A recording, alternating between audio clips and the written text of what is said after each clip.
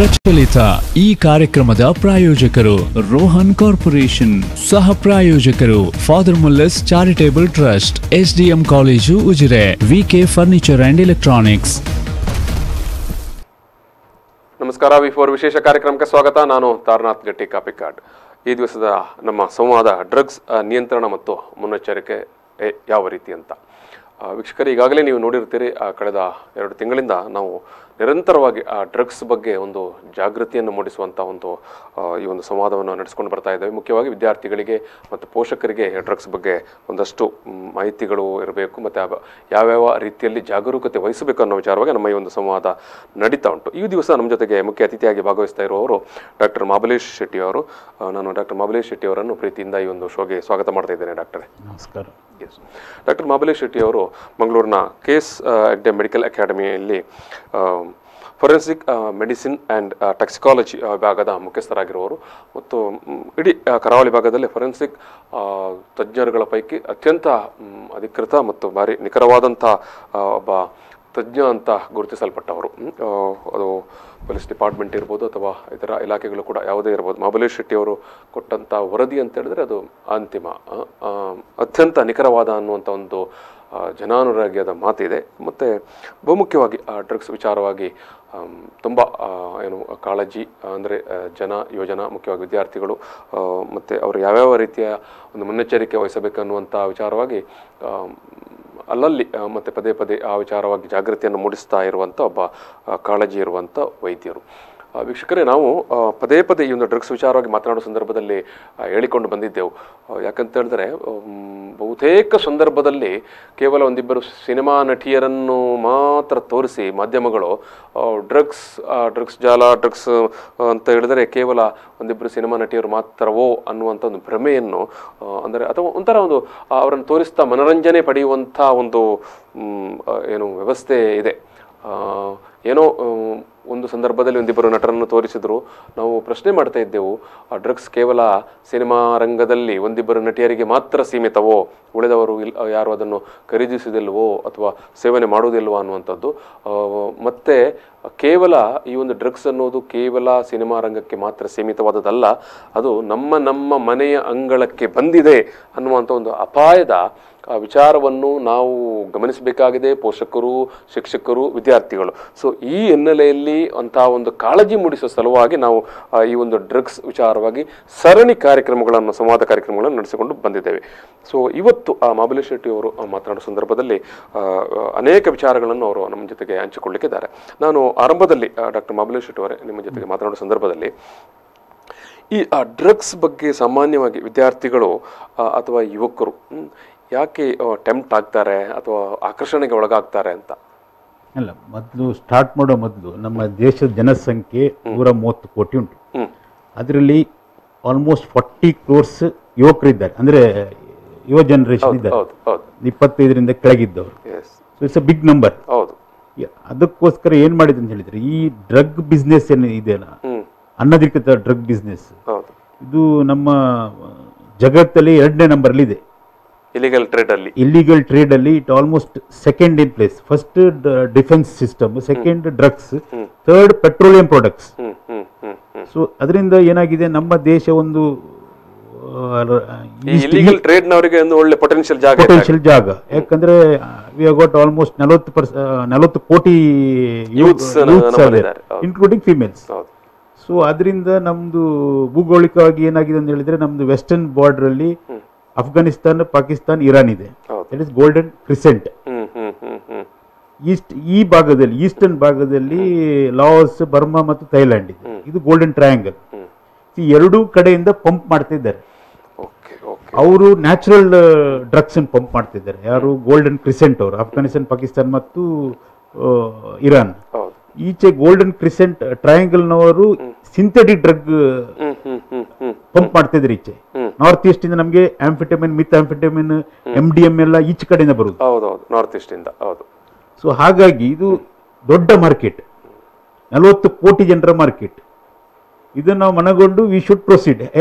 ನಾವು ಹೇಗೆ ಕಂಟ್ರೋಲ್ ಮಾಡಬೇಕು? ಕೋಟಿ ಜನರಿಗೆ ಸಪ್ಲೈ ಮಾಡ್ತಾರೆ ಅಂತ ಹೇಳಿದ್ರೆ ಒಂದು ಸಾವಿರಾರು ಕೋಟಿಯ ವ್ಯವಹಾರ ಇದು. ಲಕ್ಷಾಂತರ ಕೋಟಿ, ಸಾವಿರ ಅಲ್ಲ, ಲಕ್ಷಾಂತರ ಕೋಟಿ. It is not 30-40,000 crores. ಇದು 1 ಲಕ್ಷ 2 ಲಕ್ಷ ಕೋಟಿ ಮೇಲೆ ಕಾಲ್ ನಮ್ಮ ದೇಶದಲ್ಲಿ ಈ ಬಿಸ್ನೆಸ್ ಇದೆ. ಇಲ್ಲಿ ಏನಾಗಿದೆ ಅಂತ ಹೇಳಿದ್ರೆ, ಫಸ್ಟ್ ಈಗ ಡ್ರಗ್ ಅಂದ್ರೆ ಏನಂತ, ಯಾವುದೇ ಒಂದು ಸಬ್ಜೆಕ್ಟ್ ಇದರಲ್ಲಿ ಲೀಗಲ್ ಡ್ರಗ್ ಉಂಟು, ಇಲ್ಲಿಗಲ್ ಡ್ರಗ್ ಉಂಟು. ಈಗ ನಾವು ಆಲ್ಕೋಹಾಲ್, ಸರಾಯಿ, ಬಿಯರ್, ವಿಸ್ಕಿ ಇದೆಲ್ಲ ಇದು ಡ್ರಗ್ಗೆ. ಸಿಗರೇಟ್ ಇದು ಡ್ರಗ್ಗೆ. ಕೆಫಿನ್ ಇದು ಡ್ರಗ್. ಅದರಲ್ಲಿ ಒಂದು ಲೀಗಲ್ ಡ್ರಗ್, ಒಂದು ಇಲ್ಲಿಗಲ್ ಡ್ರಗ್. ಈ ಲೀಗಲ್ ಡ್ರಗ್ ಅಲ್ಲಿ ಗೌರ್ಮೆಂಟ್ ಬಿಟ್ಕೊಟ್ಟಿದೆ. ಈಗ ಸಿಗರೇಟ್ ಎಳೀರಿ ಅಂತ, ಬಿಡಿ ಎಳೀರಿ ಅಂತ, ಸರ ಎಳೀರಿ ಅಂತ, ಕುಡೀರಿ ಅಂತ ಎಲ್ಲ ಸಿಕ್ಕಾಪಟ್ಟೆ ಬಾರ್ ಓಪನ್ ಮಾಡಿದ್ದಾರೆ. ಕೆಫಿನ್ ಅದು ನಾವು ಕಾಫಿ ಕುಡಿತೇವೆ, ಕಾಫಿ ಟೀ ಅದಾಯ್ತು. ಇದೊಂದು ಇಲ್ಲಿಗಲ್ ಡ್ರಗ್ ಅಲ್ಲಿ ಈ ಚರಸ್, ಗಾಂಜಾ, MDMA, ಮಿಥಾಂಫೆಟಮಿನ್, ಆಂಫೆಟಮಿನ್ ಎಲ್ಲ ತುಂಬಾ ಇದೆ. ಅದು ಹೇಳಿ ಸುಖ ಇಲ್ಲ, ಅಷ್ಟು ಇದೆ. ಅಂದ್ರೆ ಸಿಂಥೆಟಿಕ್ ಡ್ರಗ್ ಏನಾಗ್ತದೆ ಅಂತ ಹೇಳಿದ್ರೆ ಮ್ಯಾನುಫ್ಯಾಕ್ಚರ್ ಮಾಡೋದು ಮನುಷ್ಯರು, ವಿಜ್ಞಾನಿಗಳು. ನೀವು ಇವತ್ತೊಂದು ಡ್ರಗ್ ಮ್ಯಾನುಫ್ಯಾಕ್ಚರ್ ಮಾಡಿದ್ದು ಅದು ಇಲ್ಲಿಗಲ್ ಹೇಳ್ಬೇಕಾದ್ರೆ it takes 1 year. Same similar structure of other drug they will prepare. ಅದು ಸಿಂಥೆಟಿಕ್ ಡ್ರಗ್. ಸೊ ಅದು ಭಾರಿ ಕಷ್ಟ ಆಗ್ತದೆ. ಗೌರ್ಮೆಂಟ್ ಹಿಡಿದು ಚೇಂಜ್ ಮಾಡೋದ್ರೊಳಗೆ 1 ವರ್ಷದಲ್ಲಿ ತುಂಬಾ ಜನ ತಗೊಂಡಾಗಿರ್ತಾರೆ. ಅಷ್ಟೊತ್ತಿಗೆ ಅವರು ಕೂಡ ಬೇಕಾದ್ರೆ ಬ್ರಾಂಡ್ ಚೇಂಜ್ ಮಾಡ್ತಾರೆ. ಅವರು ಸಿಂಥೆಟಿಕ್ ಪುನಃ ಮ್ಯಾನುಫ್ಯಾಕ್ಚರ್ ಚೇಂಜ್ ಮಾಡ್ತಾರೆ. ಈಗ ನಾವೀಗ ಏನು MDMA ಅಂತ ನಾವು ಮಂಗಳೂರಲ್ಲಿ ಇಲ್ಲಿ ಸೇಲ್ ಮಾಡ್ತಿದ್ದಾರೆ, ಇಟ್ ಇಸ್ ನಾಟ್ MDMA. ಯಾಕಂತ ಹೇಳಿದ್ರೆ MDMA pure is very expensive. ಇಲ್ಲಿ ಸೇಲ್ ಮಾಡೋದು ಯಾವುದು ಮಿತ್ ಆಂಫೆಟಮಿನ್, ಅಸಿಟಾಲ್ಡೇಟ್, ಫಾರ್ಮಾಲ್ಡೇಟ್ ಮಿಕ್ಸ್ ಮಾಡಿ ಬ್ಯಾಟ್ರಿ ಆಸಿಡ್ ಎಲ್ಲ ಸೇರಿಸಿ ಒಂದು ಡ್ರಗ್ ಮಾಡಿ, ಒಂದು ಪ್ಯಾರಾಸಿಟಮಾಲ್ ಹಾಗೆ ಒಂದು ಟ್ಯಾಬ್ಲೆಟ್ ಮಾಡಿ ಮಾರ್ತಾ ಇದ್ದಾರೆ. ಈ ನಮ್ಮ ಮಕ್ಕಳು ಇದು MDMA ಅಂತ ಹೇಳಿ ತಗೊಳ್ತಿದ್ದಾರೆ. ಇದು ಪ್ಯೂರ್ ಮಿತ್. ಈ MDMA ಬರಬೇಕಾದ್ರೆ it's very expensive. Pure cocaine ಸಾಧಾರಣ ಮಂಗಳೂರಲ್ಲಿ ಯಾರು ಪರ್ಚೇಸ್ ಮಾಡುವ ಕೆಪಾಸಿಟಿ ಇಲ್ಲ. ಇಲ್ಲಿ ಎಲ್ಲ ಬೋರಿಕ್ ಆಸಿಡ್, ಈ ಪಾಂಡ್ಸ್ ಪೌಡರ್, ನೀವು ನೋಡಿ ಮುಖಕ್ಕೆ ಹಾಕುವ ಪೌಡರ್, ಅದನ್ನೆಲ್ಲ ತಕೊಂಡು ಇದು ಕೊಕೇನ್ ಅಂತ ಹೇಳ್ತಾರೆ. ಇದು ನನ್ನ ಎಕ್ಸ್ಪೀರಿಯನ್ಸ್ ಪ್ರಕಾರ. ಯಾಕಂದ್ರೆ ನಾನೊಂದು 3-4 ಸಾವಿರ ಟೆಸ್ಟ್ ಮಾಡಿದ್ದೇನೆ. ನಾನು 1-2 ಅಲ್ಲ, 3-4 ಸಾವಿರ ಟೆಸ್ಟ್ ಮಾಡಿದೆ. ಇಲ್ಲಿ ಪ್ಯೂರ್ MDMA ಇಲ್ಲ. ಇಲ್ಲಿ ಬರುವುದೆಲ್ಲ ಮಿತ್ ಆಂಫೆಟಮಿನ್, ಫಾರ್ಮಾಲ್ಡಿಹೈಡ್. ಇಲ್ಲಿ ನಾನು ಹೇಳಿದಾಗೆ ಬರ್ಮಾದಿಂದ, ಲಾವೋಸ್, ಥೈಲ್ಯಾಂಡ್ ಈಚೆಯಿಂದ ಪಂಪ್ ಆಗುದು. ನಾರ್ತ್ ಈಸ್ಟ್ ಅಲ್ಲಿ ಬೇಕಾದಷ್ಟು ಪಂಪ್ ಆಗ್ತದೆ. Calcutta is hub. ಕಲ್ಕತ್ತಲ್ಲಿ ಡ್ರಗ್ ಇಲ್ಲ. ಎಲ್ಲರೂ ತೋರಿಸಿಕೊಳ್ಳುವುದು ಪಂಜಾಬ್. ಸತ್ಯ ಹೇಳ್ಬೇಕಂತ ಹೇಳಿದ್ರೆ per million population drug death ಆಗಿದ್ದು ಜಾಸ್ತಿ ಕೇರಳದಲ್ಲಿ. ಎಲ್ಲರೂ ತೋರಿಸುದು ಪಂಜಾಬ್ ಅಲ್ಲಿ ಜಾಸ್ತಿ ಇದೆ, ಅಲ್ಲಿ ಜಾಸ್ತಿ ಇದೆ. The end of the day Punjab ಅಲ್ಲಿ ಗೊತ್ತಾಗಿದೆ, ಯಾಕಂದ್ರೆ ನ್ಯಾಚುರಲ್ ಡ್ರಗ್ ತಗೊಳ್ತಿದ್ದಾರೆ, ಓಪಿಯಂ. ಈವನ್ ಕಾಶ್ಮೀರದಲ್ಲಿ 25,000 ಜನ ಡ್ರಗ್ ಅಡಿಕ್ಟ್ಸ್ ಇದ್ದಾರೆ. ನಾನೀಗ ಸಿಂಪಲ್ ಆಗಿ ಹೇಳ್ತೇನೆ ನಿಮ್ಗೆ. ಒಂದು ಸ್ಟಡಿ ಮಾಡಿದರೆ ನಮ್ಮ government of India first time in history of post independence ಒಂದು ಸ್ಟಡಿ ಮಾಡಿದ್ದಾರೆ. ಇಷ್ಟೊಂದು ಸ್ಟಡಿ ಇರಲಿಲ್ಲ. ಸ್ಟಡಿ ಮಾಡಿದಾಗ 16 ಕೋಟಿ ಜನ ಆಲ್ಕೋಹಾಲಿಗೆ ಅಡಿಕ್ಟ್ ಆಗಿದ್ದಾರೆ. ಆಲ್ಕೋಹಾಲ್ ಅದು ತಗೊಳ್ಳಿದ್ರೆ ಅವ್ರಿಗೆ ಆಗುದಿಲ್ಲ. ಇದು ಕೆನಬಿಸ್, ಗಾಂಜಾ ಅಂತ ಹೇಳ್ತಿದ್ರೆ 3 ಕೋಟಿ ಜನ ಮಾತ್ರ. ಆದ್ರೆ ಅಡಿಕ್ಷನ್ ಖಾಲಿ 25 ಲಕ್ಷ ಜನ ಮಾತ್ರ. ಈ ನಿಮ್ಮ ಕೊಕೇನ್, ಹೀರೋಯಿನ್ ಎಲ್ಲ 5-10 ಲಕ್ಷ ಅಡಿಕ್ಷನ್ ಅಷ್ಟೇ. ಹೀರೋಯಿನ್ ಅಲ್ಲಿ ಅಂದ್ರೆ ಓಪಿಯಂ ಪಾಯ್ಸನಿಂಗ್, ಇದು ಓಪಿಯಂ ಡ್ರಗ್ಸ್ ಅಲ್ಲಿ ಖಾಲಿ 10 ಲಕ್ಷ ಜನ ಮಾತ್ರ ಅಡಿಕ್ಟೆಡ್. ತಮ್ಗೆ ಅರ್ಥ ಇದ್ದಿಗೆ ಏನರ್ಥ ಇದೆ ಇದ್ರದ್ದು ಪ್ರಾಬ್ಲಮ್. ಆಲ್ಕೋಹಾಲ್ ಅಡಿಕ್ಷನ್ ಜಾಸ್ತಿ ಇದೆ. 16 ಕೋಟಿ ಜನ ಅಡಿಕ್ಟ್ ಆಗಿದ್ದಾರೆ. ಈಗ ಇನ್ನೊಂದು ಇದಕ್ಕೆ ನೀವು ಕೇಳ್ಬೋದು, ಗಾಂಜಾ ಯಾಕೆ ಖಾಲಿ 3 ಕೋಟಿ ಜನ ಎಳಿತಾ ಇದ್ದಾರೆ, 25 ಲಕ್ಷ ಜನ ಮಾತ್ರ. ಈ ಗಾಂಜಾ ನಾರ್ತ್ ಇಂಡಿಯಾದಲ್ಲಿ ಕೆಲವು ದೇವಸ್ಥಾನದಲ್ಲಿ ಅದು ಪ್ರಸಾದ ರೂಪದಲ್ಲಿ ಕೊಡ್ತಾರೆ. ನಮ್ಮ NDPS ಆಕ್ಟ್ ಪ್ರಕಾರ, NDPS 1985 ಆಕ್ಟ್ ಪ್ರಕಾರ ಬಾಂಗ್ ಅಂತ ಏನ್ ತಿಳ್ಕೊಂಡಿದ್ದೀರಿ ತಾವು, ಅದು ಲೀಗಲ್. ಅದು it also contains ganja, tetrahydrocannabinol. Delta 9 tetrahydrocannabinol is the active principle of ganja. ದೇಶವ್ಯಾಪಿಯಾಗಿ ಸುತ್ತಾಡುವ ಕೆಲವು ಸಾಧುಗಳು, ಎಲ್ಲಾ ಸಾಧುಗಳು ಅಥವಾ ಹೆಚ್ಚಿನವರು ತಗೊಳ್ತಾರೆ ಇದನ್ನು. ಯಾವುದು ಗಾಂಜಾ. ಬಾಂಗ್ ಅಂತ ಹೇಳುದು ನಮ್ಮ ಹೋಲಿ ಆಚರಣೆಯಲ್ಲಿ ಇಟ್ಸ್ ಎ ಲೀಗಲ್ ಡ್ರಗ್. ಈಗ ನಮ್ಮ ಮಂಗಳೂರಲ್ಲಿ ಸಿಗ್ತದೆ ಆದ್ರೆ ಅದರಲ್ಲಿ ಸಹ ಕೆನಬಿಸ್ ಕಂಟೆಂಟ್ ಉಂಟು. ಸೊ ಅದಕ್ಕೆ ಏನ್ ಮಾಡಿದ್ದಾರೆ, ಈಗ ಡೊಮೆಸ್ಟಿಕ್ ಮತ್ತು ಕಮರ್ಷಿಯಲ್ ಯೂಸ್ ಅಂತ ಮಾಡಿದ್ದಾರೆ. ಕಮರ್ಷಿಯಲ್ ಯೂಸ್ ಮಾಡಿದ್ರೆ ಮಾತ್ರ ಪನಿಷ್ಮೆಂಟ್ ಜಾಸ್ತಿ. ಡೊಮೆಸ್ಟಿಕ್ ಯೂಸ್ ಅಲ್ಲಿ ಅಷ್ಟು ಪನಿಷ್ಮೆಂಟ್ 27B ಅಲ್ಲಿ ಬರ್ತದೆ. 27B ಅಲ್ಲಿ NDPS ಆಕ್ಟ್ 27B ಅಲ್ಲಿ ಈಗ ನಾನೀಗ ನನ್ನನ್ನು ಮೂತ್ರ ಪರೀಕ್ಷೆ ಮಾಡಿದಾಗ ಗಾಂಜಾ ಸಿಕ್ಕಿದ್ರೆ ನನಗೊಂದು 6 ತಿಂಗಳು ಸಜ್ಜೆ. ಅದೇ ಸೇಮ್ ಕೊಕೇನ್ ಆಲ್ಸೋ. ಸೊ ಇದೀಗ ನೀವು ತಾವು ಕೇಳ್ಬೋದು ಇದು ವೆದರ್ ಇಟ್ ಈಸ್ ಇದು ಯಾಕೆ ದೊಡ್ಡ ಪ್ರಾಬ್ಲಮ್ ಅಂತ. ಆ ಪ್ರಾಬ್ಲಮ್ ವಿಷಯಕ್ಕೆ ನಾವು ಬರುವ, ಯಾಕಂದರೆ ತುಂಬ ಬೇಸಿಕ್ ಆದ ಮತ್ತು ತಳಮಟ್ಟದ ಒಳ್ಳೆಯ ಮಾಹಿತಿಗಳನ್ನು ನೀವು ಹಂಚಿಕೊಂಡಿದ್ದೀರಿ ಡಾಕ್ಟರ್. ನಾವು ಒಂದು ಸಣ್ಣ ಬ್ರೇಕ್ನ ನಂತರ ಮತ್ತೆ ಆ ಒಂದು ವಿಚಾರಕ್ಕೆ ಬರುವ. ವೀಕ್ಷಕರಿಗೆ ಒಂದು ಸಣ್ಣ ಬ್ರೇಕ್. ಪ್ರಚಲಿತ ಈ ಕಾರ್ಯಕ್ರಮದ ಪ್ರಾಯೋಜಕರು ರೋಹನ್ ಕಾರ್ಪೊರೇಷನ್, ಸಹ ಪ್ರಾಯೋಜಕರು father Muller's charitable trust, SDM college Ujire, VK furniture and electronics. Drugs ನಿಯಂತ್ರಣ ಮತ್ತು ಮುನ್ನೆಚ್ಚರಿಕೆ V4 ಕಾಳಜಿಯ ಒಂದು ಸಂವಾದ ಕಾರ್ಯಕ್ರಮ. ಇವತ್ತು ಈ ಒಂದು ಸಂವಾದದಲ್ಲಿ ನಮ್ಮ ಜೊತೆಗೆ ಮಂಗಳೂರಿನ KS ಹೆಗ್ಡೆ ಮೆಡಿಕಲ್ ಅಕಾಡೆಮಿಯ ಫೊರೆನ್ಸಿಕ್ ಮೆಡಿಸಿನ್ ಆ್ಯಂಡ್ ಟಾಕ್ಸಿಕಾಲಜಿ ವಿಭಾಗದ ಮುಖ್ಯಸ್ಥರಾಗಿರುವಂಥ ಡಾಕ್ಟರ್ ಮಹಾಬಲೇಶ್ ಶೆಟ್ಟಿ ಅವರು ಭಾಗವಹಿಸ್ತಾ ಇದ್ದಾರೆ. ಈಗಾಗಲೇ ವೀಕ್ಷಕರೇ ಅತ್ಯಂತ ಒಂದು ತಳಮಟ್ಟದಲ್ಲಿ ಅವರು ಮಾಹಿತಿಯನ್ನು ನೀಡ್ತಾ ಇದ್ದಾರೆ. ಈ ಒಂದು ಡ್ರಗ್ಸ್ ಅಂದರೆ ಏನು, ಮತ್ತು ಮುಖ್ಯವಾಗಿ ಅದು ನಾನು ಅವ್ರ ಹತ್ರ ಆರಂಭದಲ್ಲಿ ಕೇಳಿದೆ ಯಾಕೆ ಇದು ಯುವಜನರು ಅಥವಾ ವಿದ್ಯಾರ್ಥಿಗಳು ಇದಕ್ಕೆ ಅಟ್ರ್ಯಾಕ್ಟ್ ಆಗ್ತಾರೆ ಅಂತ. ಅದಕ್ಕೆ ಅವರು ಅಷ್ಟು ಅದು ಅಟ್ರ್ಯಾಕ್ಟ್ ಏನು ಆಗಲಿಕ್ಕೆ ಬೇಕಾದೊಂದು ಬಹುದೊಡ್ಡ ಹಿನ್ನೆಲೆಯನ್ನೇ ಅವರು ನಮ್ಮ ಮುಂದೆ ಇಟ್ಟರು. ಯಾಕಂತ ಹೇಳಿದ್ರೆ ಅದು ಇಂಡಿಯಾ ದೇಶ ಅಂದರೆ ನಮ್ಮ ದೇಶಕ್ಕೆ ಯಾವ ರೀತಿಯಲ್ಲಿ ಅದು ಪಂಪಿಂಗ್ ಆಗ್ತಾ ಉಂಟು ಅಂತ ಬೇರೆ ದೇಶಗಳಿಂದ. ಯಾಕಂದರೆ ಡ್ರಗ್ಸ್ ಮಾರಾಟದ ಬಹುದೊಡ್ಡ ಒಂದು ಏನು ಮಾರುಕಟ್ಟೆ ಅಥವಾ ಏನು ಕಾಳಸಂತೆಯ ಮಾರುಕಟ್ಟೆ ಇದೆ, ಅದು ಯಾವ ರೀತಿ ಇದೆ ಅನ್ನೋದನ್ನು ಅವರು ನಮ್ಮ ಮುಂದೆ ತೆರೆದಿಟ್ಟಿದ್ದಾರೆ. ಇದು ಡಾಕ್ಟ್ರೇ, ಈಗಾಗಲೇ ನೀವು ಹೇಳಿದ್ರೆ, ಯಾಕಂತ ಹೇಳಿದ್ರೆ ನಮ್ಮ ದೇಶಕ್ಕೆ ಅದು 2 ಭಾಗಗಳಿಂದ ಯಾವ ರೀತಿ ಪಂಪಿಂಗ್ ಆಗ್ತಾ ಉಂಟು ಅಂತ. ಸೊ ಸ್ವಾಭಾವಿಕವಾಗಿ, ಯಾಕಂದರೆ ಅಷ್ಟು ದೊಡ್ಡ ಒಂದು ಮಾರುಕಟ್ಟೆಯ ಅಕ್ರಮ ಮಾರುಕಟ್ಟೆ ಇರಬಹುದು, ಅಷ್ಟು ದೊಡ್ಡ ಮಟ್ಟದಲ್ಲಿ ಅಂತಹ ಸುತ್ತುಗಳು ಬರುವಾಗ ಅದು ಸ್ವಾಭಾವಿಕವಾಗಿ ಯಾರಿಗೆ ತಲುಪಬೇಕು, ಅವರಿಗೆ ತಲುಪುವಂತ ಆ ಒಂದು ನೆಟ್ವರ್ಕ್ ಇದೆ ಇದೆ ಇದೆ ಇದೆ ಅಲ್ಲ. ನೆಟ್ವರ್ಕ್ ಗಿಂತ ನಾನು ಆ ನೆಟ್ವರ್ಕ್ ಬಗ್ಗೆ ಹೇಳ್ಬೇಕಾದ್ರೆ, ಒಂದು ಈಗ ನಮ್ಮ ಇಂಟರ್ನೆಟ್ ಅಲ್ಲಿ ಹೌದು, ನಾನು ಮೊನ್ನೆ ನಮ್ಮೊಂದು ಹೋಮ್ ಮಿನಿಸ್ಟರ್ ಒಟ್ಟಿಗೆ ಒಂದು ಮೀಟಿಂಗ್ ಇತ್ತು. ಅದರಲ್ಲಿ ನಾನು ಕರೆಕ್ಟಾಗಿ ಅವರಿಗೆ ಹೇಳಿದೆ, ಸೈಬರ್ ಕ್ರೈಮ್ ಅಲ್ಲಿ you should see to that ಈ ಡ್ರಗ್ಸ್ ಪೆಡ್ಲಿಂಗ್ಸ್ ನಡೀತಾ ಇದೆ ಅಂತ. ಏನಂತ ಹೇಳಿದ್ರೆ, ನನಗೆ ಜರ್ಮನಿಯಿಂದ ಡ್ರಗ್ಸ್ ಮಂಗಳೂರಿಗೆ V4 ಮೀಡಿಯಾಕ್ಕೆ ತರಿಸ್ಬೋದು. V4 ಮೀಡಿಯಾ ಬರೋ ಮೊದಲು ನಾನು ಕೆಳಗಿಂದ ತಗೊಂಡು ಹೋಗ್ತೇನೆ. ಅಡ್ರೆಸ್ ನಿಮ್ದು. ನೋಡಿ ಎಂತ ಒಂದು ನೆಟ್ವರ್ಕ್ ಸಿಸ್ಟಮ್ ಇದೆ ಅಂತ ಹೇಳಿದ್ರೆ, ಅಮೆರಿಕದಿಂದ V4 ಮೀಡಿಯಾಕ್ಕೆ ಅಡ್ರೆಸ್ಗೆ ಬರ್ತಾ ಇದೆ. ಮೇಲೆ ಬರುವಾಗ ನಾನೇ V4 ಎಂಪ್ಲಾಯ್ ಅಂತ ಇಟ್ಕೊಂಡು ಹೋಗುದು. ಸೊ ಈ ತರ ಇದೆಲ್ಲ ಸೈಬರ್ ಅಲ್ಲೇ ಆಗುದು, ಎಲ್ಲ ಇಂಟರ್ನೆಟ್ ಅಲ್ಲಿ ನಡೀತಾ ಇದೆ. ಮೆಫೆಡ್ರಾನ್ ಅಂತ ಇತ್ತು, ಮಿಯೋ ಅಂತ ಒಂದು ಡ್ರಗ್, ಅದಕ್ಕೆ ಬ್ಯಾನ್ ಆಗಿದೆ. ನಾನು ಆವಾಗ ಹೇಳಿದಾಗೆ ಸಿಂಥೆಟಿಕ್ ಡ್ರಗ್ ಚೇಂಜ್ ಮಾಡ್ತಾ ಇರ್ತಾರೆ. ಅದು ನಮ್ಮ ಪರಿಸ್ಥಿತಿ ಎಷ್ಟು ಸ್ಲೋ ಅಂತ ಹೇಳಿದ್ರೆ, ನಮ್ಮ ಬ್ಯೂರೋಕ್ರಸಿಯಲ್ಲಿ ಅದು ಹೋಗಿ ಬ್ಯಾನ್ ಆಗುವಾಗ 6 ತಿಂಗಳು 1 ವರ್ಷ ಆಗ್ತದೆ. ಅಷ್ಟು ಎಲ್ಲ ಹೆಚ್ಚಿನವರಿಗೆ ಕೊಟ್ಟಾಯ್ತು ಅವರು. ಅದು ಅಡಿಕ್ಷನ್ ಬಗ್ಗೆ ಬರ್ತೇನೆ ನಂತರ ಹೇಗೆ. ಸೊ ಈ ತರ ಮಾಡ್ತಾ ಇದ್ದಾರೆ ಅವರು. ಇದೀಗ ಯಾಕೆ ಜನ ಡ್ರಗ್ಸ್ ತಗೊಳ್ತಾರೆ ಅಂತ ಅದ್ರ ಬಗ್ಗೆ ಹೇಳ್ತೇನೆ. ಈಗ ನಮ್ಮ ಬ್ರೈನ್ ಅಲ್ಲಿ ಒಂದು ನ್ಯೂರೋ ಟ್ರಾನ್ಸ್ಮಿಟರ್ಸ್ ಅಂತ ಇದೆ, ಡೋಪಮೈನ್. ನಾನೀಗ ಒಂದು ಪಿಕ್ಚರ್ ನೋಡಿದಾಗ ನನಗೆ ಖುಷಿ ಆಗ್ತದೆ, ನಾನೊಂದು ಸ್ವೀಟ್ ತಿಂದಾಗ ನನ್ನ ಮನಸ್ಸಿಗೆ ಖುಷಿ ಆಗ್ತದೆ, ನಾನೊಂದು ಹುಲಿ ವೇಷ ನೋಡಿದ್ರೆ ಖುಷಿ ಆಗ್ತದೆ, ಅಥವಾ ನಾನೊಂದು ಸೆಕ್ಸ್ ಮಾಡಿದ್ರೆ ಖುಷಿ ಆಗ್ತದೆ, ನಾನು ಏನೋ ಒಂದು ಮಾಡಿದ್ರೆ ಒಂದು ಒಳ್ಳೆ ಕೆಲಸ ಮಾಡಿ ಗೆದ್ದೆ ನನಗೆ ಖುಷಿ ಆಗ್ತದೆ.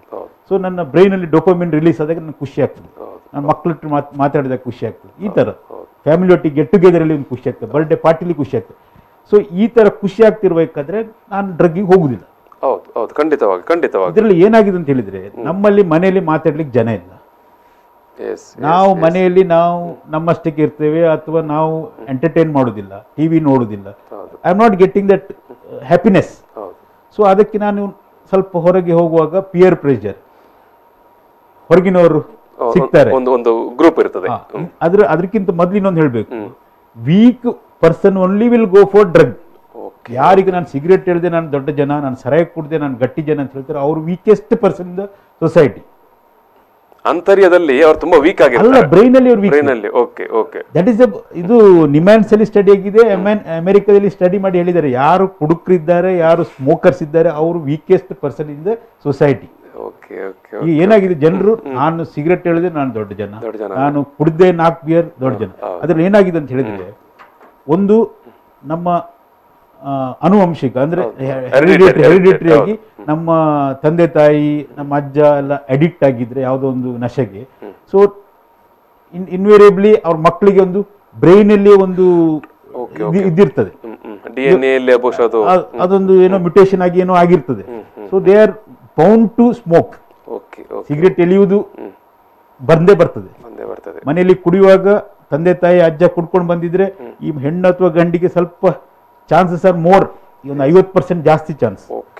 ಸೊ ಅದು ಹೆರಿಡಿಟರಿ, ಬಯೋಲಾಜಿಕಲ್. ಇನ್ನೊಂದು ಎನ್ವೈರನ್ಮೆಂಟಲ್, ಪಿಯರ್ ಪ್ರೆಷರ್.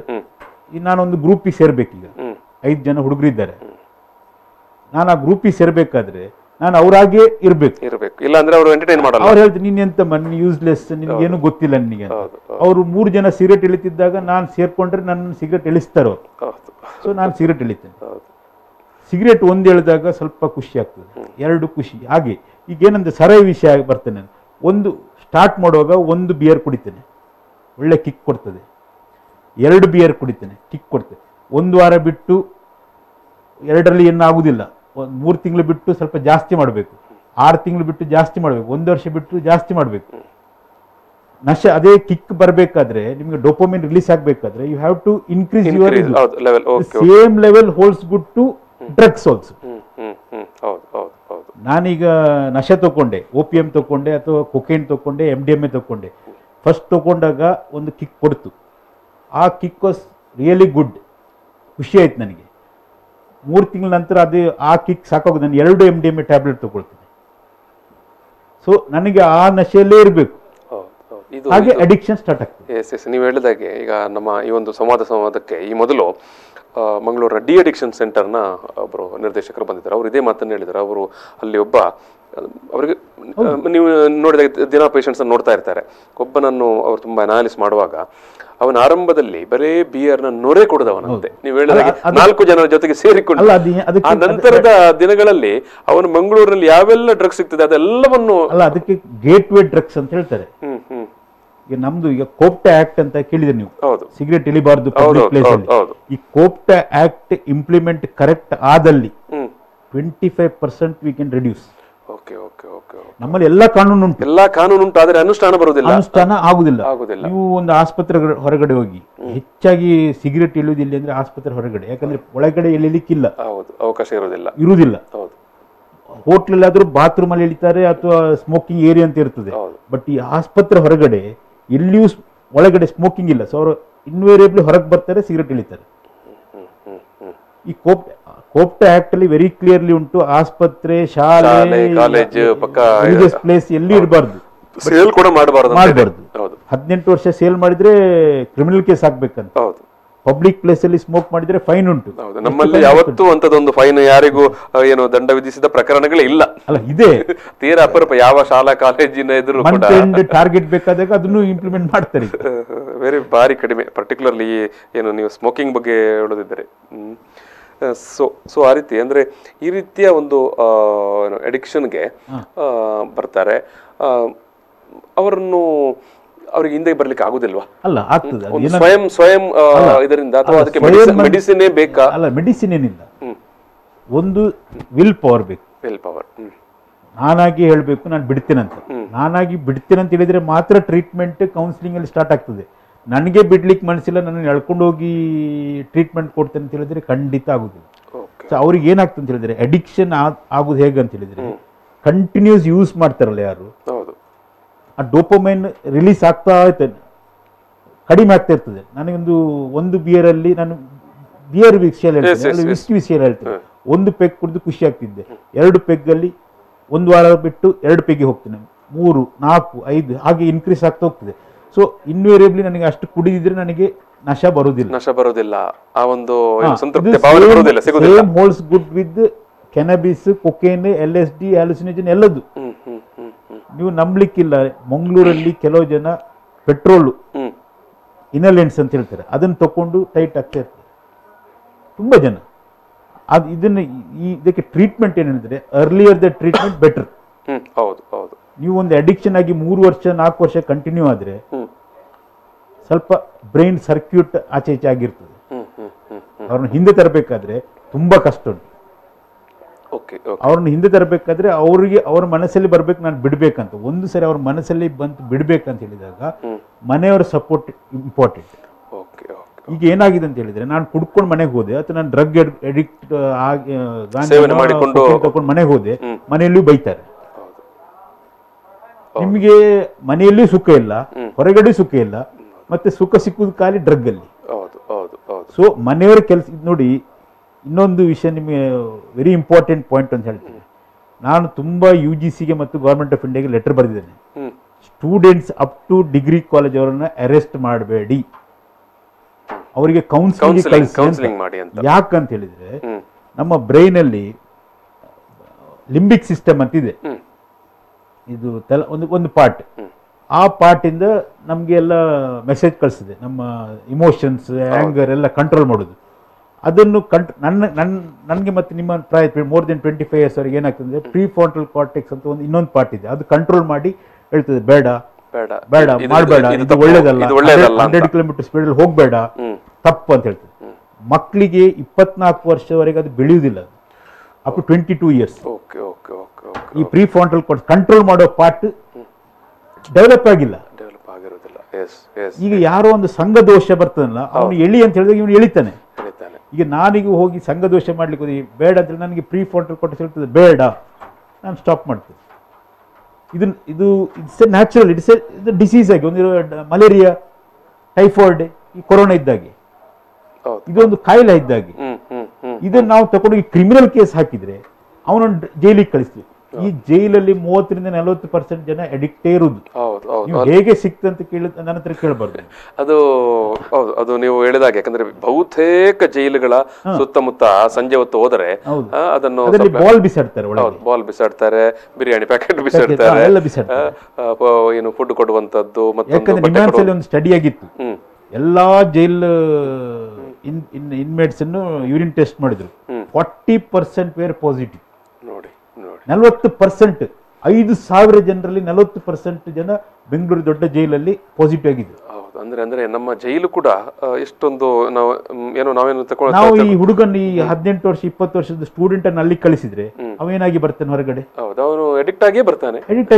ಅದಕ್ಕೆ ಅಮೆರಿಕದಲ್ಲಿ ವೆರಿ ಕ್ಲಿಯರ್ಲಿ ಹೇಳಿದೆ, ಎಲ್ಲಾ ಡೆವಲಪ್ ಕಂಟ್ರಿಯಲ್ಲಿ ಜೈಲಲ್ಲಿ ಕೌನ್ಸಿಲಿಂಗ್ ಸೆಂಟರ್ ಮಾಡಿ ಅಂತ. ಆದ್ರೆ ನಮ್ಮಲ್ಲಿ ಇನ್ನೂ ಮಾಡಿಲ್ಲ.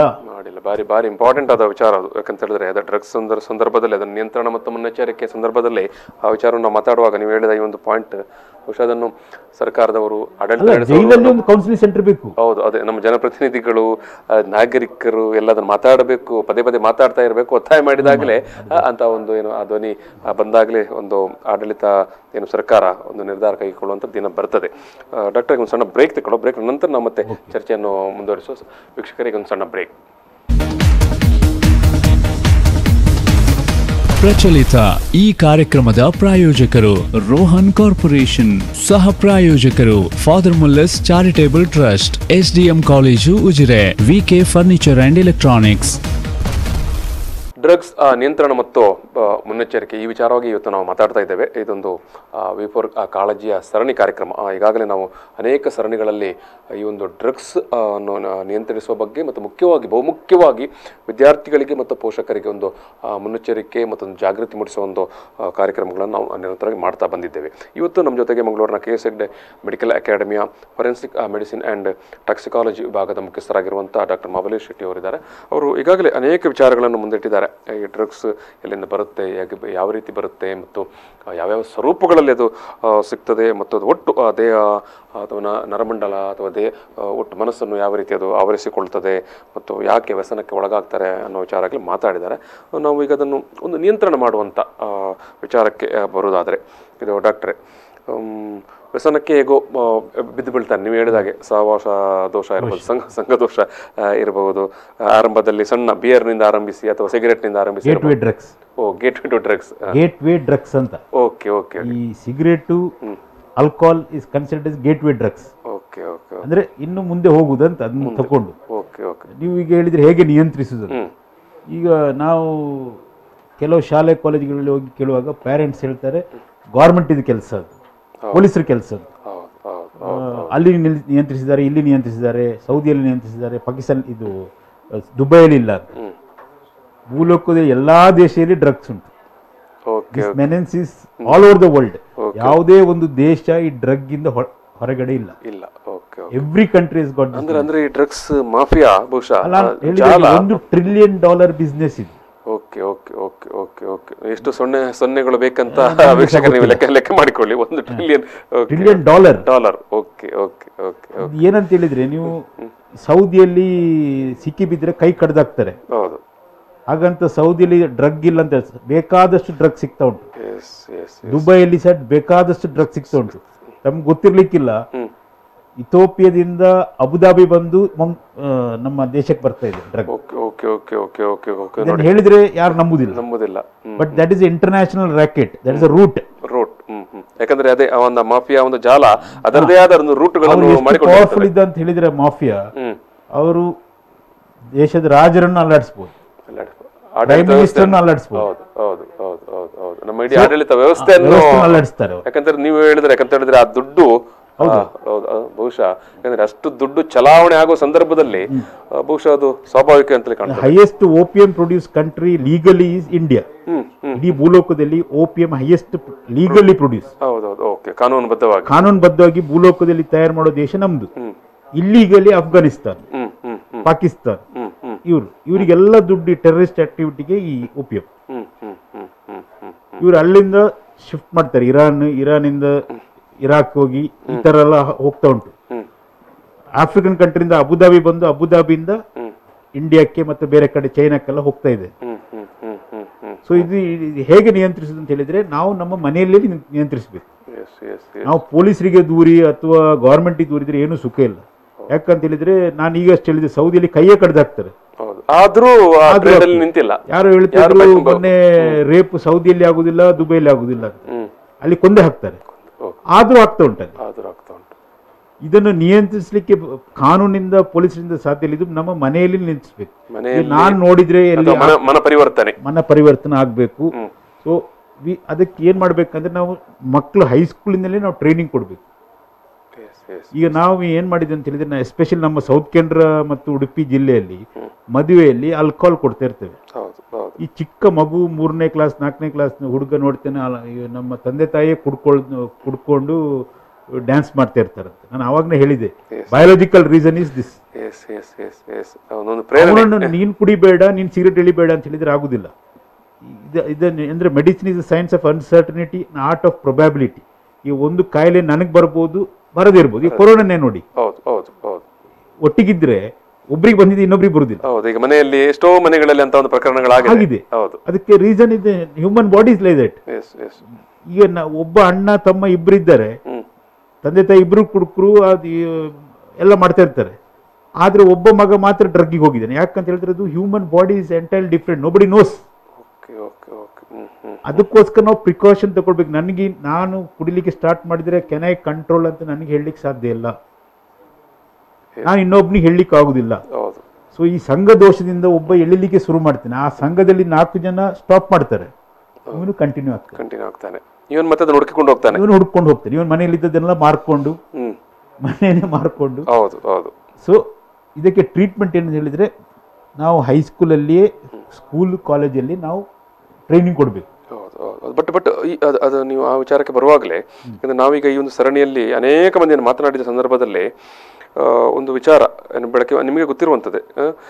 ಈಗ ಮೊದಲೆಲ್ಲ ಏನು ಕಾಲೇಜ್ ಮಕ್ಕಳು ಏನೋ ಡ್ರಗ್ಸ್ಗೆ ಆರಂಭಿಸ್ತಾ ಇದ್ರು, ಇವಾಗ ಹೈಸ್ಕೂಲ್ ಲೆವೆಲ್ ಹೈಸ್ಕೂಲಲ್ಲಿ 14-15 ನಾನು ಆವಾಗ ಹೇಳಿದಾಗೆ ಬ್ರೈನ್ ನಮ್ದು ಡೆವಲಪ್ ಆಗುದಿಲ್ಲ. ಈಗ ಏನಾಗಿದೆ ಅಂತ ಹೇಳಿದ್ರೆ, ಅಲ್ಲಿ ಹೋಪ್ಟಾ ಆಕ್ಟ್ ಕರೆಕ್ಟ್ ಆಗಿ ಇಂಪ್ಲಿಮೆಂಟ್ ಆದ್ರೆ, ನಾವು ನಮ್ಮ ಕಾಲೇಜ್ ಹೊರಗಡೆ ನೋಡ್ತಾ ಇರ್ತೀರಿ, ಬೈಕಲ್ಲಿ ಬರ್ತಾನೆ ಅವ್ನು ಸಿಗರೆಟ್ ಹೇಳ್ಕೊಂಡು. ಹೀರೋಗಳು ಯಾಕೆ ಈ ಹೀರೋಯಿನ್ಸ್ ಸರಾಯಿ ಕುಡೀರಿ, ಅರಿಸ್ಟೋಕ್ರಾಟ್, ಅದು ಪಾನ್ ಪರಾಗ್ ಅಂತ ಮಾಡ್ತಾ ಇರ್ತಾರೆ. ಅದೆಲ್ಲ ಅನ್ಎಥಿಕಲ್. ಇವರು ಬೀಯಿಂಗ್ ಎ ಸೆಲೆಬ್ರಿಟೀಸ್ ಸಮಾಜಕ್ಕೆ ಒಂದು ಕೆಟ್ಟ ಸಂದೇಶ. ಇಂಥವ್ರನ್ನು ನಾವು ಎಂಟರ್ಟೈನ್ ಮಾಡಬಾರ್ದು. ಈಗ ನಾವು ನೋಡ್ತೇವೆ, ಶಾರುಖ್ ಖಾನ್ ಅವರು ಸೋಡಾ ಕುಡೀರಿ ಅಂತ ಹೇಳ್ತಾರೆ. ಸೋಡಾ ಕುಡಿದಲ್ಲ, ಅದಿನ್ನೂ ಒಂದು ಬ್ರ್ಯಾಂಡ್, ಯಾವುದೋ ಒಂದು ಬ್ರ್ಯಾಂಡಿಗೆ ಆ್ಯಡ್ ಕೊಡ್ತಾ ಇರ್ತಾರೆ. ಈ ಮಗು ಹುಡುಕ್ತದೆ, ಇನ್ನೊಂದು 6ನೇ ಕ್ಲಾಸ್ 7ನೇ ಕ್ಲಾಸ್ ನೋಡ್ತೇನೆ, ಶಾರುಖ್ ಖಾನ್ ಆಗಿದ್ದಾರೆ, ಇನ್ನೊಂದು ಅಜಯ್ ದೇವಗನ್ ಆಗಿದ್ದಾನೆ, ಅಕ್ಷಯ್ ಕುಮಾರ್ ಆಗಿದ್ದಾರೆ. Why not me? Why not me, ಹೌದು ಅದೇ, ಇದನ್ನು ಕುಡಿದ್ರೆ ನಾನು ಕೂಡ ಅವ್ರ ತರ ಆಗ್ಬೋದು, ನಾನು ಸಹ ಇವರಾಗೆ ಕುಡ್ಕೊಂಡ್ರೆ ನಾನು ಶಾರುಖ್ ಖಾನ್ ಯಾಕೆ ಆಗ್ಬಾರ್ದು, ಒಂದು ಭ್ರಮೆ ಅನ್ನೋದು ಸೃಷ್ಟಿ ಮಾಡ್ತದೆ. So that is the reason we have to start from child. The skill learning is very important. ನಮ್ಮ ಶಾಲೆಯಲ್ಲಿ ಸ್ಕಿಲ್ ಲರ್ನಿಂಗ್ ಕಳಿಸುವುದಿಲ್ಲ. Government of India is spending so much of money on skill learning, ಅದು ಕೆಳಗಡೆ ಬರುವುದಿಲ್ಲ. Skill learning ನೀವು ಕೇಳಿ, ಯಾರಾದ್ರೂ ಒಂದು ಹೈಸ್ಕೂಲ್ ಟೀಚರ್ ಹತ್ರ ಕೇಳಿ ಎಷ್ಟು ಕಳಿಸ್ತಾರಂತ, ಇಲ್ಲವೇ ಇಲ್ಲ. ಅಲ್ಲಿ ದಿನ ಏನು ದಿನದ ಒಂದು ಪಾಠ ಇದೆ ಅಷ್ಟಕ್ಕೆ ಮಾತ್ರ, ಅಷ್ಟಕ್ಕೆ ಮಾತ್ರ, ಸ್ಕಿಲ್ ಲರ್ನಿಂಗ್ ಇಲ್ಲ.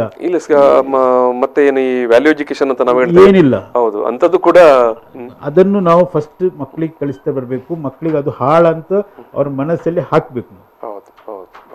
ಎಲ್ಲಿವರೆಗೆ ನಾವು ಅವ್ರ ಮನಸ್ಸಲ್ಲಿ ಇದು ಡ್ರಗ್ ಅನ್ನೋದು ಒಂದು ವಿಷ ಅಂತ ಹಾಕುದಿಲ್ವೋ, ಹೌದು, ಅಲ್ಲಿವರೆಗೆ ಇದಕ್ಕೆ ಸೊಲ್ಯೂಷನ್ ಇಲ್ಲ. ಈ ಒಂದು ಇಲ್ಯೂಷನ್ ಹಿಂದೆ ಹೋಗ್ತಾರೆ. ಹೌದು ಹೌದು, ಸಿಗ್ಬಾರ್ದು ಅಂತ ಹೇಳ್ತಾರೆ. ಸಿಗ್ಬಾರ್ದು, ಇಟ್ ಇಸ್ ನಾಟ್ ಪಾಸಿಬಲ್. ನಾನು ಈಗಷ್ಟೇ ಎಕ್ಸಾಂಪಲ್, ಎಲ್ಲರೂ ಹೇಳ್ತಾರೆ ಸೌದಿಯಲ್ಲಿ ರೇಪ್ ಆಗುದಿಲ್ಲ ಅಂತ.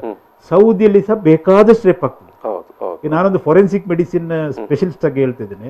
ಸೌದಿಯಲ್ಲಿ ಅಟಾಪ್ಸಿ ಆಗುದಿಲ್ಲ ಅಂತ ಹೇಳ್ತಾರೆ. ಸೌದಿಯಲ್ಲಿ ಬೇಕಾದಷ್ಟು ಅಟಾಪ್ಸಿ ಆಗ್ತದೆ, ಪೋಸ್ಟ್ ಮಾರ್ಟಮ್ ಆಗ್ತದೆ. ಅದೇ ತರ ಈ ಜನರಿಗೆ ಗೊತ್ತಿಲ್ಲ. ಈಗ ಆಲ್ಮೋಸ್ಟ್ ಆಲ್ ಮುಸ್ಲಿಂ ಕಂಟ್ರೀಸ್ ಅಲ್ಲಿ ಅಟಾಪ್ಸಿ ಆಗ್ತದೆ. ಅದೇ ತರ ಎಷ್ಟು ಸ್ಟ್ರಿಕ್ಟ್ ಇದ್ರು ಅಲ್ಲಿ ಇದು ಹಾಗೆ ಆಗ್ತದೆ. ಇದನ್ನು ನಿಯಂತ್ರಿಸಲಿಕ್ಕೆ ಕಾನೂನಿಂದ ಸಾಧ್ಯ. ಇದನ್ನು ನಿಯಂತ್ರಿಸಬೇಕಾದ್ರೆ ನಾವು ನಮ್ಮ ಮನೆಯಿಂದ ಸ್ಟಾರ್ಟ್ ಮಾಡಬೇಕು. ನಾವು ನಮ್ಮ ಮಕ್ಕಳಿಗೆ, ನೀವು ಮಾರುಕಟ್ಟೆಯಲ್ಲಿ ಅದನ್ನು ಪ್ರದರ್ಶನಕ್ಕೆ ಇಟ್ಟು ಆ ನಂತರ ಬೇಲಿ ಹಾಕಿದ್ರೆ, ನಾವು ಏನ್ ಮಾಡಿದ್ದೇವೆ ಅಂತ ಹೇಳಿದ್ರೆ, ಸಿಗರೇಟ್ ಅನ್ನು ಎಳ್ಲಿಕ್ಕೆ ಬಿಟ್ಟಿದೆ. It is a legal drug. ಇದು it is considered as a gateway drug. Cigarette 10 ಜನ ಹೇಳಿದ್ರೆ ಎಲ್ಲರಿಗೂ ಕ್ಯಾನ್ಸರ್ ಬರುವುದಿಲ್ಲ, ಒಬ್ರಿಬ್ರಿಗೆ ಬರ್ತದೆ. ಯಾಕೆ ಬರುದಿಲ್ಲ ಅಂತ ಕೇಳಲಿಕ್ಕೆ ಅದಕ್ಕೆ ಉತ್ತರ ಇಲ್ಲ. ಉಳಿದವರು ಹೇಳಿಕೊಂಡು ತಿರುಗಾಡ್ತಾರೆ, ನಾನು ಇಷ್ಟು ವರ್ಷ ಸಿಗರೇಟ್ ಸೇದಿದ್ದು ನನಗೆ ಏನಾಗಿಲ್ಲ, ನಾನು ನೋಡಿ ಹೇಗಿದ್ದೇನೆ ಅಂತ. ನಾನು 95 ವರ್ಷ ಬದುಕಿದ್ದೇನೆ, ಕುಡಿದಿದ್ದೇನೆ, ಸರಾಯಿ ಕುಡಿದ್ದೇನೆ, ಎಲ್ಲ ಮಾಡಿದ್ದೇನೆ ಅಂತ ಹೇಳ್ತಾರೆ. ಆದ್ರೆ ಅವರು ಒಬ್ರೆ, 100ರಲ್ಲಿ ಒಬ್ಬ, ಮತ್ತೆಲ್ಲ 40 ವರ್ಷಕ್ಕೆ ಸತ್ತಿದ್ದಾರೆ. ಸೊ ಈ ತರ ಆಗ್ತಾ ಇದೆ. ಇದಕ್ಕೆ ಸೊಲ್ಯೂಷನ್ ಇಲ್ಲ ಇದು. So you have to start from home. ನಾವು ನಮ್ಮ ಮಕ್ಕಳಿಗೆ ಫಸ್ಟ್ ಹೇಳ್ಬೇಕು, ನೋಡಪ್ಪ ಅದು ಡ್ರಗ್. ಈಗ ಏನಾಗಿದೆ ಅಂತ ಹೇಳಿದ್ರೆ, ಒಂದು ಸ್ಕೂಲ್ ಕಾಲೇಜ್, ಇಲ್ಲಿ ನಾವು ಒಂದು ಕೆಲವು ಕಾಲೇಜ್ ಹೆಸರು ಹೇಳುದಿಲ್ಲ, ಕಾಲೇಜ್ ಹೊರಗಡೆ ನಾವು ಅವರಿಗೆ ಟಾಕಿಗೆ ಹೋದಾಗ ಬೈಕಲ್ಲಿ ಬರ್ತಾರೆ, 4 ವೀಲರ್ ಬರ್ತಾರೆ, ಸಿಗರೇಟ್ ಎಳಿತಾರೆ, ಏನೆಲ್ಲ ಮಾಡ್ತಾರೆ. So this boy wants to see become like him. ಈ ಹುಡುಗನಿಗೆ ಅಥವಾ ಹುಡುಗಿಗೆ ಅವನಾಗಬೇಕು. ಅವಾಗ ಇನ್ವೇರಿಯಬ್ಲಿ ಅವರ ಸಂಘಕ್ಕೆ ಸೇರ್ಬೇಕಾದ್ರೆ ಸಂಘದೋಷ. ನಾನು ಒಂದು ಗ್ರೂಪ್ ಒಳಗೆ ಸೇರ್ಬೇಕಾದ್ರೆ I have to be like him. ಈಗ ನೋಡಿ, ನಾವು ಈಗ 4 ಜನ ಕುಡಿಯುವ ಪಾರ್ಟಿಯಲ್ಲಿ ಯಾರು ಕುಡಿಯುವುದಿಲ್ಲ ಅವರು ಹೋಗ್ಲಿಕ್ಕೆ ಹಿಂಜರಿತಾರೆ. ಮತ್ತೆ ಈ ಪರ್ಟಿಕ್ಯುಲರ್ ಏನು ಈ ಡ್ರಗ್ಸ್ ಏನು ಸೇವನೆ ಮಾಡುವಂಥ ಕೂಟದಲ್ಲಿ ಅಥವಾ ಅದನ್ನು ಡಿಸ್ಟ್ರಿಬ್ಯೂಷನ್ ಮಾಡುವ ಕೂಟದಲ್ಲಿ ಯಾರು ನೀವು ಹೇಳಿದಾಗೆ ಒಬ್ಬ ಹೊಸತಾಗಿ ಎಂಟ್ರಿ ಆಗುವವನಿಗೆ ಫ್ರೀ ಆಗಿ ಕೂಡ ಕೊಡ್ತಾರೆ. ಫ್ರೀ, ಅದು ಸ್ಟಾರ್ಟಿಂಗ್ ಎಲ್ಲ ಫ್ರೀ.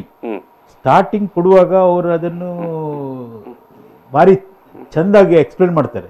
ಅದು ಹಿಡಿಯುವುದು ಹೇಗೆ ಅಂತ ಹೇಳಿದ್ರೆ, ನಾನೀಗ ಒಂದು ರಿಸಲ್ಟ್ ಅಲ್ಲಿ ನಾನು ಫೇಲ್ ಆಗಿದ್ದೇನೆ ನೋಡಿ. Alcohol is considered as a depressant. ಕಾನೂನು ಅದರ ನಮ್ಮ ಕ್ಲಾಸಿಫಿಕೇಶನ್ ಅಲ್ಲಿ ಸ್ಟಿಮ್ಯುಲೆಂಟ್ ಮತ್ತೆ ಡಿಪ್ರೆಸೆಂಟ್ ಅಂತ ಇದೆ. ಈ ಡಿಪ್ರೆಸೆಂಟ್ ಅಂತ ಹೇಳಿದ್ರೆ, ಆಲ್ಕೋಹಾಲ್ ಸರಾಯಿ ಕುಡಿದಾಗ ನಾನು ಡಿಪ್ರೆಸ್ ಆಗ್ಬೇಕು. ನೀವು ಯಾವುದೇ ಒಂದು ಬಾರಲ್ಲಿ ಹೋಗಿ ಹೊರಗೆ ಬರುವಾಗ ಯಾರು ನಗೋಡ್ಕೊಂಡು ಬಂದದ್ದು ನೋಡ್ಲಿಲ್ಲ, ಡಿಪ್ರೆಸೆಂಟ್. ಅದನ್ನ ಹೋಗಿ ಕುಡಿತಾ ಇರ್ತೇವೆ. ನಾವು ಫೇಲ್ ಆದ್ರೂ ಕುಡಿತೇವೆ, ಪಾಸ್ ಆದ್ರೂ ಕುಡಿತೇವೆ, ಗರ್ಲ್ ಫ್ರೆಂಡ್ ಬಿಟ್ಟರು ಕುಡಿತೇವೆ, ಹೆಂಡತಿ ಬಿಟ್ಟರು ಕುಡಿತೇವೆ, ಮದುವೆ ಆದ್ರೂ ಕುಡಿತೇವೆ, ಕುಡಿಯೋದು. ಸೊ ಇದು ಒಬ್ರೊಬ್ರಿಗೆ ಒಂದೊಂದು ರೀತಿ ಆಕ್ಟ್ ಆಗ್ತದೆ ಬಾಡಿಯಲ್ಲಿ. ಇದು ದೊಡ್ಡ ದೊಡ್ಡ ಪ್ರಾಬ್ಲಮ್ ಆಗುದು ಇಲ್ಲಿ. ಈ ಆಕ್ಟ್ ಹೇಗಾಗ್ತದೆ ಅಂತ ಹೇಳಲಿಕ್ಕೆ ಯಾರಿಗೂ ಸಾಧ್ಯ ಇಲ್ಲ. ಯಾರು ಕುಡುಕಾಗ್ತಾನೆ, ಯಾರು ಡ್ರಗ್ ಅಡಿಕ್ಟ್ ಆಗ್ತಾನೆ ಅಂತ ಇವತ್ತು ಹೇಳಲಿಕ್ಕೆ ಸಾಧ್ಯ ಇಲ್ಲ. ನೋಡಿ ಕೂಡಲೇ that is the biggest problem. ಅದಕ್ಕೆ ನಾವು ಎಳಿಲೇಬಾರ್ದು, ಕುಡಿಲೇಬಾರ್ದು. ಅದೇ ಬಹುಶಃ ನೀವು ಹೇಳಿದಾಗ ಈ ಸ್ಕೂಲ್ ಮಕ್ಕಳು ಅಥವಾ ಸಣ್ಣ ಮಕ್ಕಳನ್ನು ಬಹುಶಃ ಪೇರೆಂಟ್ಸ್ ಕೂಡ ತುಂಬಾ ಕಾಳಜಿಯಿಂದ ಅಬ್ಸರ್ವ್ ಮಾಡ್ತಾ ಇರಬೇಕು. ಮತ್ತೊಂದು, ನಾವು ಮನೆಯಲ್ಲಿ ಅವರಿಗೆ ಟೈಮ್ ಕೊಡುದಿಲ್ಲ. ಈಗ ನಮ್ಮ ವರ್ಲ್ಡ್ 26 ಜೂನಿಗೆ international day of drug abuse and illicit trading ಅಲ್ಲಿ ಅದರಲ್ಲಿ ಒಂದು ಥೀಮ್ ಕೊಡ್ತಾ ಇರ್ತಾರೆ ಪ್ರತಿ ವರ್ಷ. ಇಷ್ಟು ವರ್ಷ ಪ್ರತಿ ವರ್ಷ ಚೇಂಜ್ ಮಾಡ್ತಾ ಇರ್ತಾರೆ. ಲಿಸನ್ ಅಂತ ತುಂಬಾ ಹೇಳಿದ್ರು, ನೀವು ಕೇಳಿ ಅಂತ. ಈಗ ನಾವು ಮನೆಯಲ್ಲಿ ಕೇಳುವುದೇ ಇಲ್ಲ. ಮಕ್ಕಳಿಗೆ ಟೈಮೇ ಕೊಡುವುದಿಲ್ಲ. ಹೌದು ಡಾಕ್ಟರ್, ನಾವು ಆ ವಿಚಾರ ಮಾತಾಡುವ. ಯಾಕಂದರೆ ಮಕ್ಕಳಿಗೆ ಪೇರೆಂಟ್ಸ್ ತೋರಿಸಬೇಕಾದ ಆ ಕಾಳಜಿ ಏನಿದೆ, ಅದು ಕೂಡ ಒಂದು ಟೀನೇಜಿನ ಮೊದಲು ಜಾಯಿಂಟ್ ಫ್ಯಾಮಿಲಿ ಇತ್ತು. ಹೌದು. So there are enough people to talk. Yes ಆ ವಿಷಯ ನಾವು ಮಾತಾಡೋ ಸಣ್ಣ ಬ್ರೇಕ್ ತಗೊಳ್ಳೋ. ಈಗ ಒಂದು ಸಣ್ಣ ಬ್ರೇಕ್ ವೀಕ್ಷಕರ. ಬ್ರೇಕ್ ನಂತರ ಬಹುಮುಖ್ಯವಾಗಿ ಈ ಒಂದು ಏನು ಡ್ರಗ್ಸ್ನ ಜಾಲಕ್ಕೆ ನಮ್ಮ ಮಕ್ಕಳು ಬೀಳಬಾರದಂತಿದ್ದರೆ ನಾವು ನಮ್ಮ ಮನೆಯಲ್ಲಿ ಮಾಡಬೇಕಾದ ಕರ್ತವ್ಯ ಏನಿದೆ ಆ ವಿಚಾರವಾಗಿ ಮಾತಾಡೋ. ಈಗ ಸಣ್ಣ ಬ್ರೇಕ್.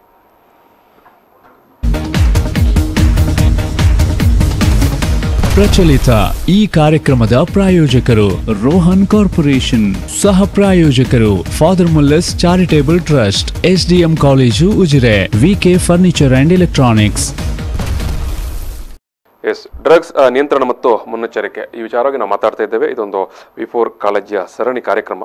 ಡ್ರಗ್ಸ್ ವಿಚಾರವಾಗಿ ಮುಖ್ಯವಾಗಿ ವಿದ್ಯಾರ್ಥಿಗಳು ಮತ್ತು ಯುವಜನರು ಆ ಒಂದು ಡ್ರಗ್ಸ್ ಜಾಲಕ್ಕೆ ಬಲಿ ಬೀಳಬಾರದು ಅನ್ನೋ ಒಂದು ಹಿನ್ನೆಲೆಯಲ್ಲಿ ನಾವು ನಿರಂತರವಾಗಿ ಇಂಥ ಒಂದು ಕಾಲೇಜಿಯ ಒಂದು ಕಾರ್ಯಕ್ರಮವನ್ನು ನಡೆಸಿಕೊಂಡು ಬರ್ತಾ ಇದ್ದೇವೆ. ಇವತ್ತು ನಮ್ಮ ಜೊತೆಗೆ ಮಂಗಳೂರಿನ KS ಹೆಗ್ಡೆ ಮೆಡಿಕಲ್ ಅಕಾಡೆಮಿಯ ಫೊರೆನ್ಸಿಕ್ ಮೆಡಿಸಿನ್ ಆ್ಯಂಡ್ ಟಾಕ್ಸಿಕಾಲಜಿ ವಿಭಾಗದ ಮುಖ್ಯಸ್ಥರಾಗಿರುವಂಥ ಡಾಕ್ಟರ್ ಮಹಾಬಲೇಶ್ ಶೆಟ್ಟಿ ಅವರು ಮಾತಾಡ್ತಾ ಇದ್ದಾರೆ. ಅನೇಕ ವಿಚಾರಗಳನ್ನು ಈಗಾಗಲೇ ಅವರು ನಮ್ಮ ಜೊತೆಗೆ ಮುಂದೆ ಇಟ್ಟಿದ್ದಾರೆ.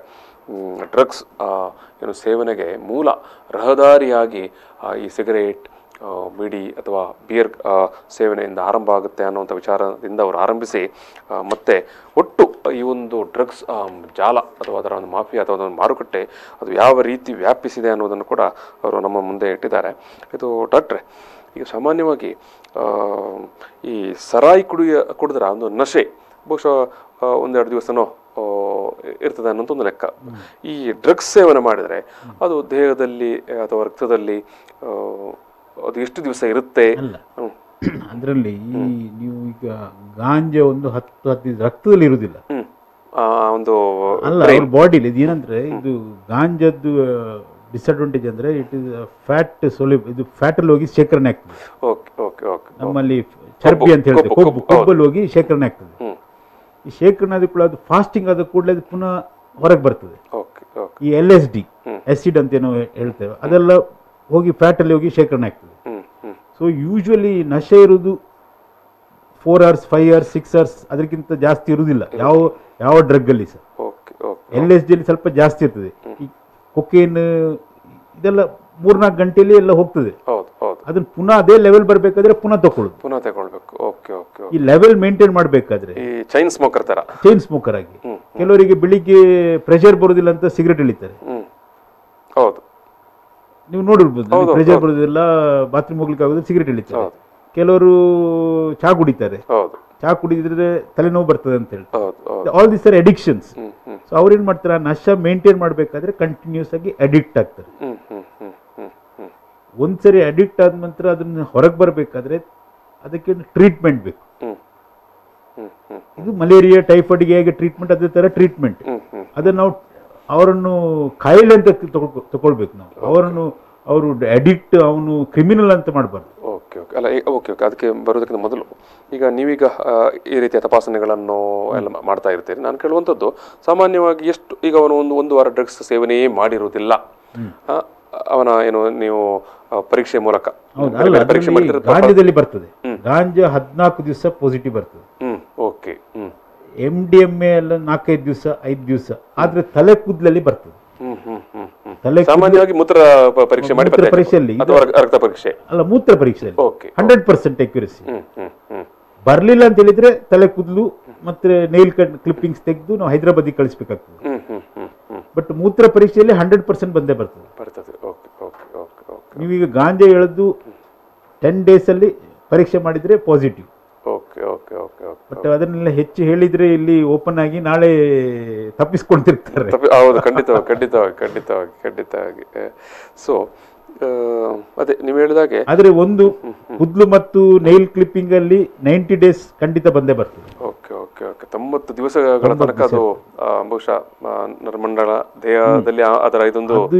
ಇನ್ನು ಅವ್ರನ್ನ ಬೇಕಾದ್ರೆ ಫಾಸ್ಟಿಂಗ್ ಮಾಡಿಸಿ ಪುನಃ ಟೆಸ್ಟ್ ಮಾಡಿದ್ರೆ ಪುನಃ ಪಾಸಿಟಿವ್ ಇವನ್ 18-20 days ಅಲ್ಲಿ ಬರ್ತದೆ. ಆದ್ರೆ 18 days ಫಾಸ್ಟಿಂಗ್ ಹೇಗೆ ಮಾಡ್ತೀರಿ ನೀವು? ಕಸ್ಟಡಿಯಲ್ಲಿ ತಗೊಳ್ಳಿಕ್ಕೆ ಆಗುದಿಲ್ಲ. ಅಷ್ಟು ದಿವಸ ನೀವು ಫಾಸ್ಟಿಂಗ್ ಮಾಡಿಸ್ಲಿಕ್ಕೆ ಆಗುದಿಲ್ಲ. So there are lot of loopholes. ಅದಕ್ಕೆ ಕೂದಲನ್ನು ಮತ್ತು ನಾವು ನೈಲ್ ಕ್ಲಿಪ್ಪಿಂಗ್ ಅನ್ನು ಹೈದರಾಬಾದಿಗೆ ಕಳಿಸಿ ಅಲ್ಲಿ ಗೊತ್ತಾಗ್ತದೆ. ಈಗ ಈಗ ಈಗ ಈಗ ನಾವು ಒಂದೆರಡು ತಿಂಗಳಿಂದ ಬಹುಶಃ ಕರ್ನಾಟಕದಲ್ಲಿ ಸಿನಿಮಾ ಇಂಡಸ್ಟ್ರಿ ಅಥವಾ ಈಗ ಅದು ದೇಶದ ಬೇರೆ ಬೇರೆ ಭಾಗಗಳಲ್ಲಿ ಕೂಡ ನೀವು ಭಾರಿ ಎಲ್ಲರೂ ತೋರಿಸುವಂಥದ್ದು ಸಿನಿಮಾ ಇಂಡಸ್ಟ್ರಿ ಅನ್ನೇ. ಯಾಕೆ ಇದು ಸಿನಿಮಾ ಇಂಡಸ್ಟ್ರಿಯಲ್ಲಿ ಇಷ್ಟು ದೊಡ್ಡದಲ್ಲಿ ಒಂದು ಪ್ರಭಾವ ಬೀರ್ತದೆ ಅಥವಾ ಅದಕ್ಕೆ ಅಡಿಕ್ಟ್ ಆಗ್ತಾ ಇದ್ದಾರೆ? ಅಲ್ಲ, ಇದು ಇನ್ನೊಂದು ಸತ್ಯ ಹೇಳ್ಬೇಕಂತ ಹೇಳಿದ್ರೆ, ಮಾರಿಜುವಾನಾ is considered as a legal drug in most of the western countries. Okay ಸರಿ. ನಮ್ಮ ಗ್ಲಾಕೋಮಾ ಅದರದ್ದು ಒಳ್ಳೆತನ ನಾನು ಹೇಳ್ತೇನೆ. ಗ್ಲಾಕೋಮಾ ಅಂತ ಒಂದು ಕಾಯಿಲೆ ಇದೆ ಕಣ್ಣಲ್ಲಿ, ಅದು ಟ್ರೀಟ್ಮೆಂಟ್ಗೆ ಇದು ಬೇಕೇ ಬೇಕು. ಮಾರಿಜುವಾನಾ ಬೇಕು. ಆರ್ಥರೈಟಿಸ್ಗೆ ಬೇಕು, ಕೆಲವು ಕ್ಯಾನ್ಸರ್ ಟ್ರೀಟ್ಮೆಂಟ್ಗೆ ಬೇಕು. ಮೆಡಿಸಿನಲ್ ಯೂಸ್ ಆಫ್ ಗಾಂಜಾ ತುಂಬಾ ಇದೆ, ಅದನ್ನು ಪೇಟೆಂಟ್ ಮಾಡ್ಕೊಂಡಿದ್ದಾರೆ. ನಾವೇನ್ ಮಾಡಿದ್ದೇವೆ, ನಾವು ಬಿಟ್ಕೊಟ್ಟಿದ್ದೇವೆ. ಈಗ ನನ್ನನ್ನು ಕೇಳಿದರೆ ನಾನು ಮರಿಜುವಾನನ್ನು ಲೀಗಲೈಸ್ ಮಾಡಲಿಕ್ಕೆ, ಮೆಡಿಸಿನಲ್ ಯೂಸಿಗೆ ಲೀಗಲೈಸ್ ಮಾಡಿ ಅಂತ ಹೇಳ್ತೇನೆ. ಯಾಕಂದ್ರೆ ನಾವು ಬಿಟ್ಕೊಟ್ರೆ ಇನ್ನೊಂದು 100 ವರ್ಷದಲ್ಲಿ ಅಮೆರಿಕದವ್ರು ನಮಗೆ ಮರಿಜುವಾನಾ ಮಾಡ್ತಾರೆ ಖಂಡಿತವಾಗಿ. ಈಗ ಅವರೆಲ್ಲ ಪೇಟೆಂಟ್ ಮಾಡ್ತಾ ಇದ್ದಾರೆ. So we should be very careful. ಅದು ನಾವು ನಮ್ಮ ದೇಶದಲ್ಲಿ ಯಾಕೆ ಆಗುದಿಲ್ಲ ಅಂತ ಹೇಳಿದ್ರೆ, ಆಲ್ಕೋಹಾಲ್ ಲಾಬಿ ಬಿಡುದಿಲ್ಲ, ಸಿಗರೇಟ್ ಲಾಬಿ ಬಿಡುದಿಲ್ಲ. ನಮ್ಮದು ನೀವು ಹೇಳಿದಾಗ ಈ ಮೆಡಿಸಿನಲ್ ಯೂಸ್ ಉಂಟಲ್ಲ ತುಂಬಾ ಇದೆ ಇದರಲ್ಲಿ.